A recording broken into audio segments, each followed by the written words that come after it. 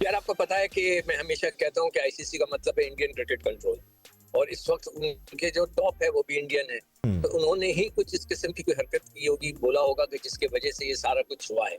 मगर अभी जो राशिद ने बात की है बड़ी इंटरेस्टिंग है, बहुत ही मतलब है कि अब इसलिए का टाइम गुजर रहा है, हम आहिस्ता आहिस्ता इस पर रिएक्ट कर रहे हैं। हुँ। और उससे पता लग रहा है कि जी उसी वक्त जैसे ही आगा ने आकर बताया था मैनेजर को, तो क्या मैनेजर ने उसी वक्त फोन करके चेयरमैन से, क्रिकेट बोर्ड से बात की कि भाई ये हो गया है, हमें क्या करना चाहिए।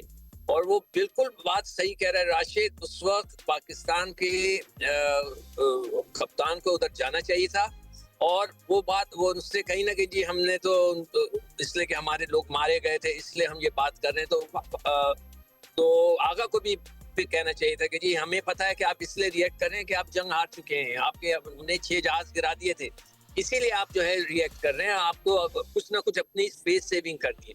तो ये चीजें उसी वक्त होनी चाहिए थी, उसी वक्त उसका रिएक्शन होना चाहिए था। मगर जैसे राशिद बिल्कुल सही कह रहा है कि हम स्लो हो गए, बाय द टाइम हमने रिएक्ट किया वो काफी देर हो गई थी। शायद यही वजह है कि नजला जो है उस्मान वाला पे गिरा, कि उन्होंने कोई रिएक्ट नहीं किया, किसी ने आके उनको बताया नहीं, किसी ने, जैसे मैं कह रहा हूँ कि आगा ने आकर अगर बताया था तो उसी वक्त मैनेजर साहब को अपनी जो कह ले कि काम शुरू कर देना चाहिए था। फौरन प्रोटोकॉल के हिसाब से फौरन क्रिकेट बोर्ड को बताता है ये हो गया, ये इंस्ट्रक्शन आई है, आप क्या इंस्ट्रक्शन देते हैं, हम क्या करें। मेरे ख्याल से ये चीजें होनी चाहिए थी, मगर हम डिले एक्शन हो गया जिसकी वजह से। और I totally agree with Rashid कि आगा को उधर जाना चाहिए था प्रेस कॉन्फ्रेंस में, और ये बातें करनी चाहिए थी कि भारत का रिएक्शन क्यों है।